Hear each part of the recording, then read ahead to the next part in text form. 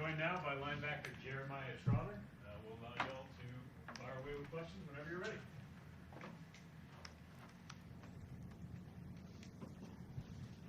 What's the biggest change you've seen in the press last year about this time around?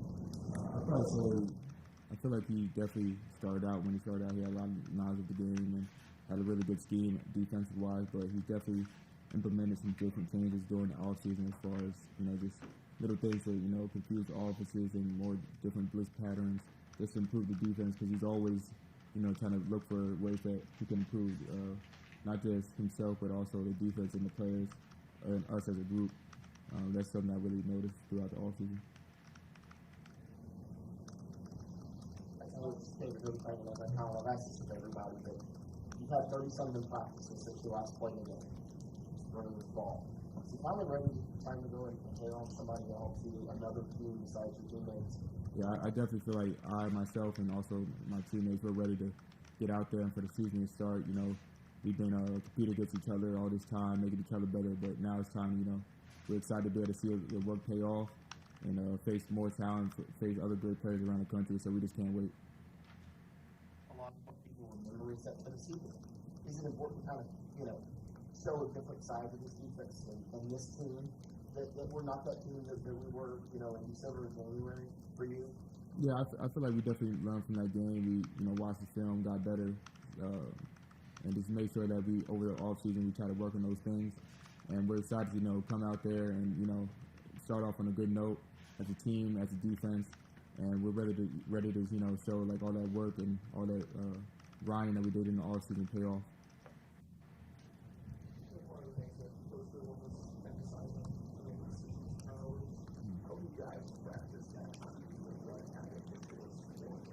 Really just our practice habits. I mean, the coaches, on the defensive side especially, they try to point out, when you're going to maybe tag off a running back in the flat, go for the ball, like practice punching at the ball, or if you're the second guy in, trying to rip the ball out.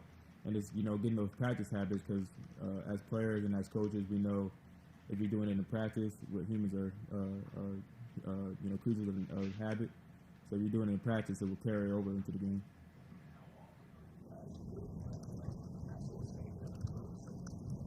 Yeah, before every single practice, we have a turnover circuit. We'll do scoop and score. Coach will throw the ball, pick it up, score. We'll have an assistant or GA, holding the ball. We got to work on ripping out the ball from behind the ball carrier. Just different stuff like that we try to do before every single practice. And I feel like in practice it carries over. Like when we're playing, trying to swap down balls or rip the ball out, it definitely shows in practice. So hopefully, when it comes game time, we can get those turnovers. When you look at the progress that you guys have made as a defense, I don't know if maybe even more mentality than actually like physical attributes or qualities on the field, where are you most proud? Where do you remind your teammates when you're hyping them up of the progress you guys have made in that work you put in, even just in these last couple of weeks of fall camp? I'd probably say the leadership. I feel like we got a lot of veteran guys coming back, a lot more experience on the defensive side as far as, just what we need to do, the way we need to lead by example, and the leaders on the defense. We definitely got a lot of leaders all across the team, but on defense specifically, people have really grown. Have young guys are even stepping up too, coming in, freshmen coming in. They don't shy away from stepping into that leadership role and showing guys what has to be done. But I feel like as a team, that's something I really noticed, and I'm really glad that we got more leaders, stepping up and, just showing, leading by example also. Where have you seen, why is that so important? You can always have that strong leader that you're all doing it for, but to have this committee of leaders, why do you think that's more beneficial to the team this year? I feel like having leaders on the team is very beneficial because, when guys are maybe straying off course or, they're not seeing the end goal, those leaders are going to be the ones that, bring everybody back in line, straighten them up.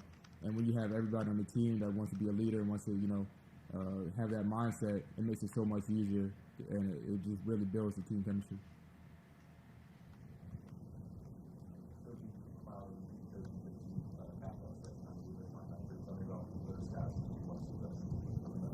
Man, they're grinders, hard workers, students of the game. They want to know not just their job, but the guys around them, and they really just have the keys that you need at the linebacker position to be successful. I'm really excited about those guys, and I'm going to definitely still watching them grow. I can't wait to see what their journey has in store for them. But that's one of the biggest keys. I feel like they just always asking questions. Always want to know the how, what, when, why, and I feel like that's like something that really can develop them into great linebackers here for Clemson.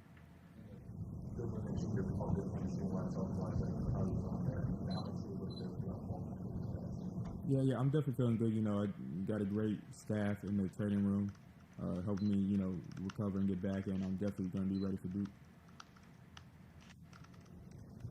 Jeremiah, how did you use the downtime then to your advantage? And, not being able to be actually out there physically, how did you use it to your advantage? For me, I was really taking mental reps. Coaches always emphasize how you may not be doing the rep physically, but if you take the rep mentally, it's like you're doing it, and you can still retain everything that you need to. And I really just try to lock in on that while I was out, making sure I try to get, I get the call, I look at the formation, I'll go through my responsibility, what I might do against this lineman here, what I might not have done, and I just try to do that when I was out and couldn't do it physically.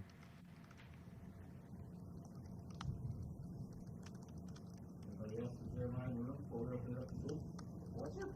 What's your weekend look like? You guys are just waiting around till Monday to play. It's now been 2 weeks of weekends of college football that you've been able to watch. Do you watch it? Do you enjoy kind of having a little bit of that moment to be a viewer and a fan and watch some college football?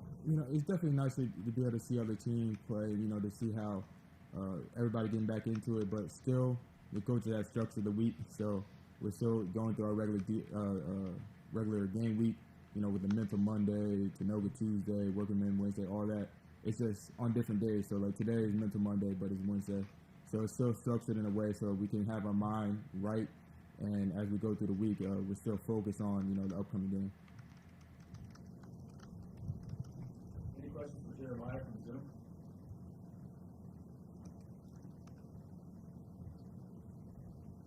Anyone else in the room?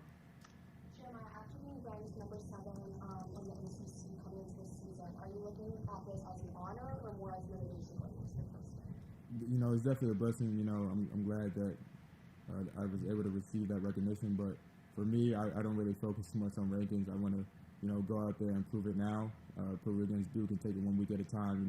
Just try to do as much as I can, to help out my guys. That's really the only focus I'm worried about right now. And all those record, awards and everything that come later on, it definitely will be a blessing. But I feel like to get those, you got to focus on the now and focus on working day by day.